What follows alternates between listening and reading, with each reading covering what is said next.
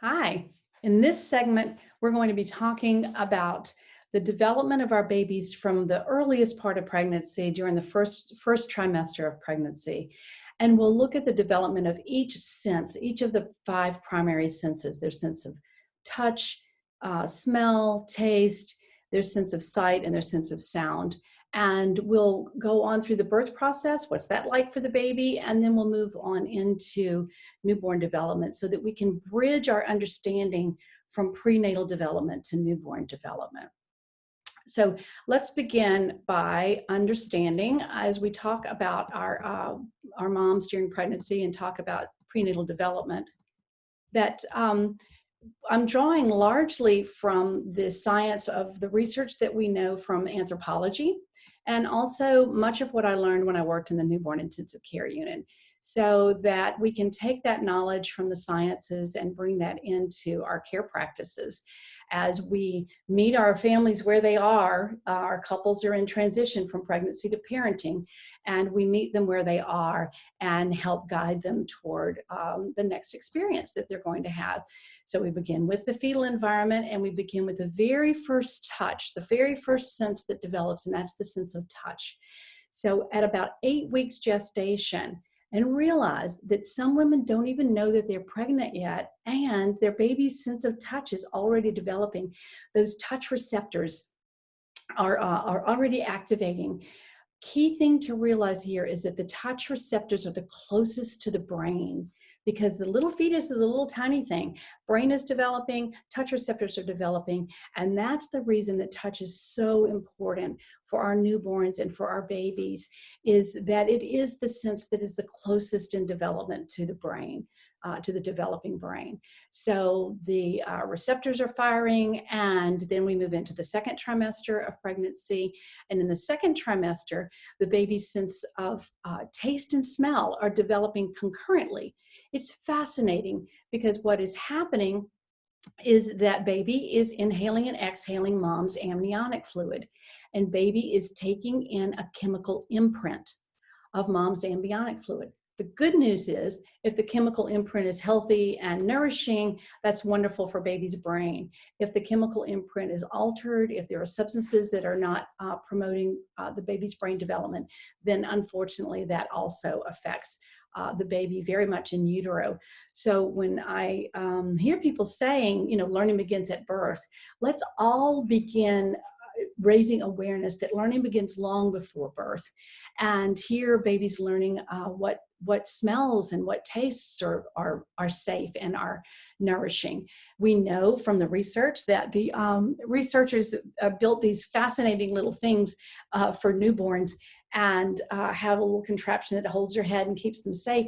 They put cotton balls with mom's amniotic fluid, different mothers, 5 different mothers' amniotic fluid, and that little newborn would turn to his or her own mother's amniotic fluid and start the rooting reflex, which lets the adults know that they're ready to eat. So they would get that impression. And the other fascinating thing from the research that we learned is that mom's amniotic fluid is chemically matched to her breast milk. And same thing, the researchers had the babies in the little contraptions, and they had cotton balls with mom's breast milk, and the babies were able to discern their own mother's breast milk from other mother's breast milk. Now, we know that our formula-fed babies turn out just fine. Babies are incredibly adaptable. The human body is so amazingly adaptable. And it's fascinating to know that even just at the beginning, the second trimester of pregnancy, the babies are already inhaling and exhaling amniotic fluid and developing that sense of taste and touch, taste and smell. And we remember that those receptors are also very, very close to the brain. So they're all over the inside of the mouth, into the trachea, and into the digestive system. The next primary sense to develop is the sense of sound. And now we're beginning into the third trimester. So we're right at about 24 weeks or so gestation for the baby. And their ear architecture is beginning to develop. And the way the ear is structured is that these cells, the long cells in the ear, these long nerve cells, are the ones that activate to low sounds, deep sounds, slow sounds.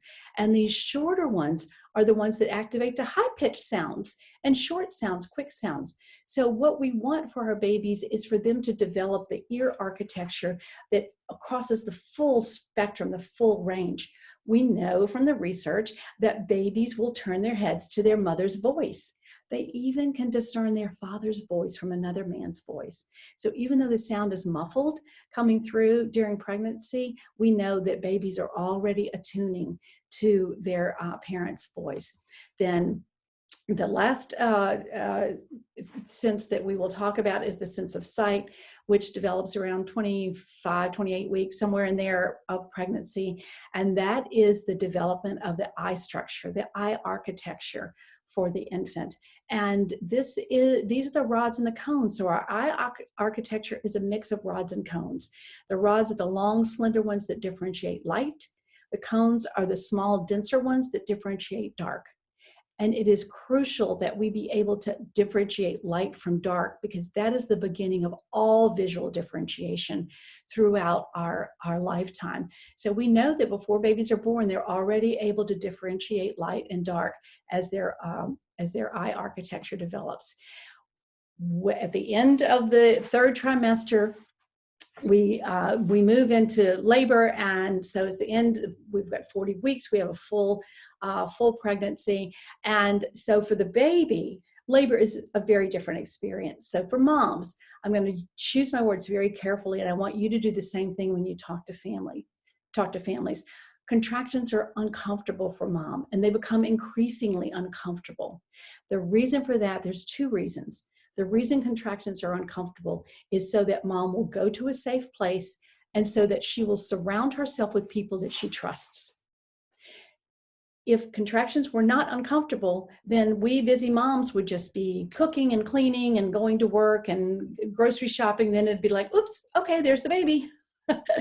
So contractions get our attention, and they cause us to go to a safe place and surround ourselves with people we trust.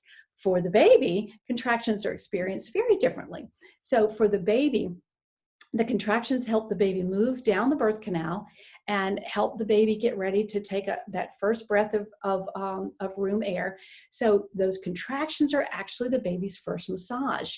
And those last few contractions as baby's crowning and just about to be born actually compress the baby's lungs and express that amniotic fluid and help the baby get ready to breathe room air.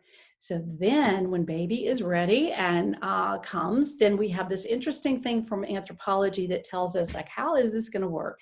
Because we know our babies are born at 9 months gestation. So 40 weeks. So, but what our anthropologists have taught us is that over the tens of thousands of years, as we migrated farther distances, as we went farther to find food and shelter, our pelvises became more efficient at going long distances. So they became smaller.